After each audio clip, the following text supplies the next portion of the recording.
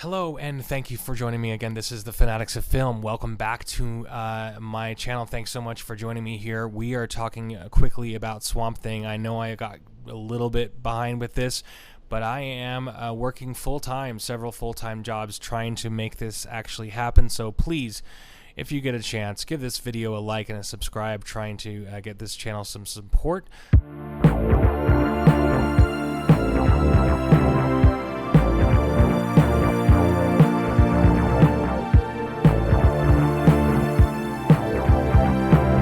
So without further ado, we're going to jump into episode 8, The Long Walk Home, Swamp Thing.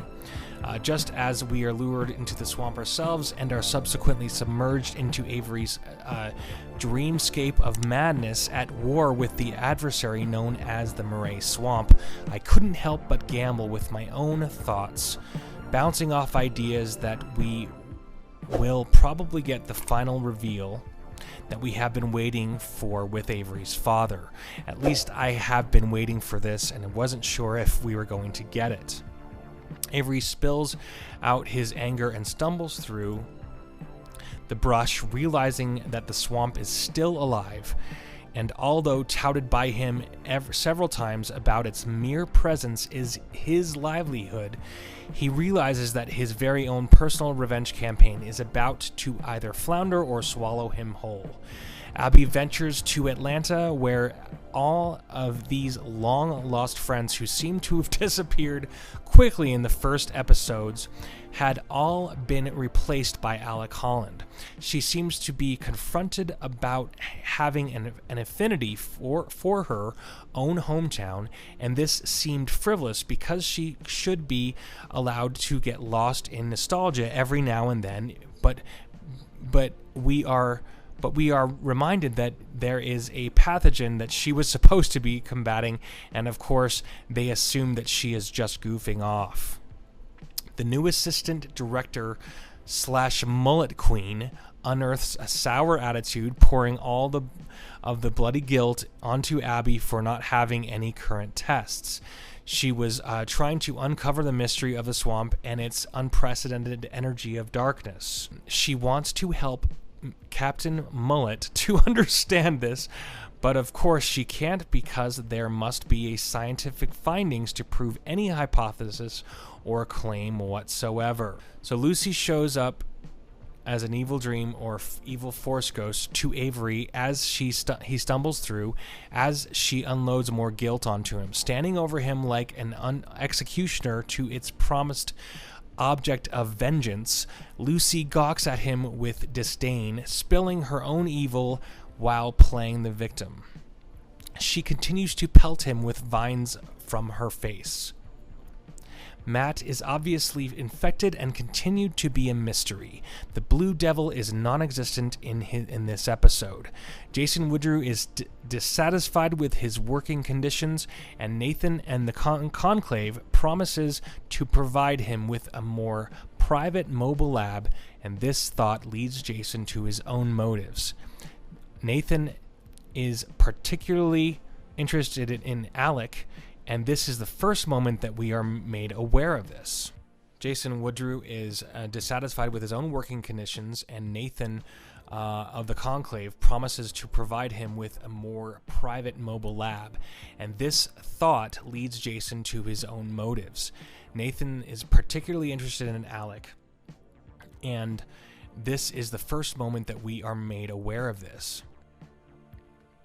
It is as if he knows how valuable Alec's DNA is, that somehow he knows what is going on, or even though this was the first we see of him.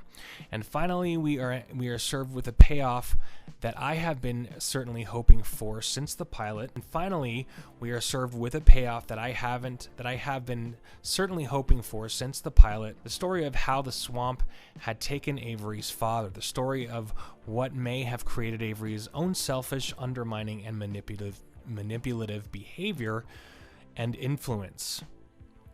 Alec appears over him just as Lucy had earlier.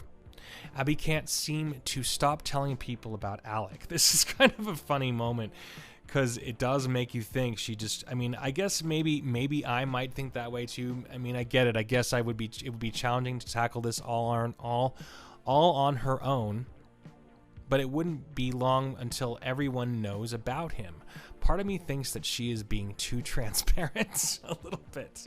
I don't know, I could be wrong. Avery wakes to a slightly scary sphagnum moss healing session on his leg, and Alec interrogates him while still being an honorable Swamp Thing. The Swamp Thing is Honorable Swamp Thing. The Swamp is many things at this point, and after the abuse has erupted, Avery continues to say that it is his livelihood, although it is a killer.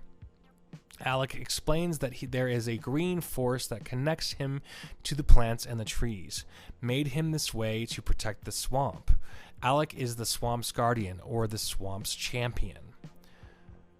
Lucy is the crazy fanatic person who commits murder and then tries to calm her son at work the very next day while being chief of police.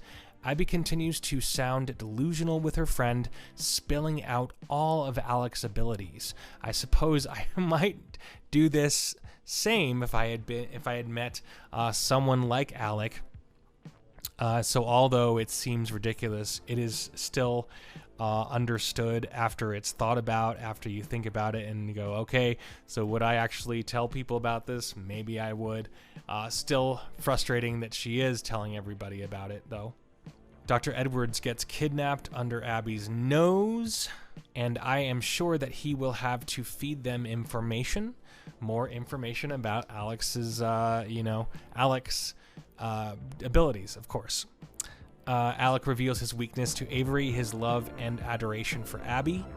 It seems as if both Abby and Alec are just wearing each other's hearts on their sleeves, and I am fearful for where it might lead them to. Alec has exposed Abby as a threat because of how she feels for him, and she will move heaven and earth for him to cure him, and Avery wants none of that. He's convinced that by Jason Woodrue. I predict that Avery will kill Abby. This is something that they might do. If they feel like being so bold. I think that is a possibility, but probably not.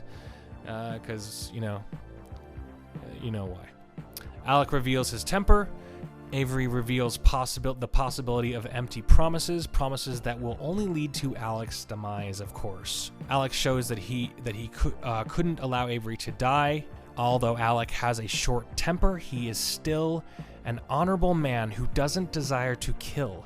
His moral compass may have been tweaked a little, but not enough to lose his status as a protagonist anti-hero that we're just he's still one of the best parts of this show.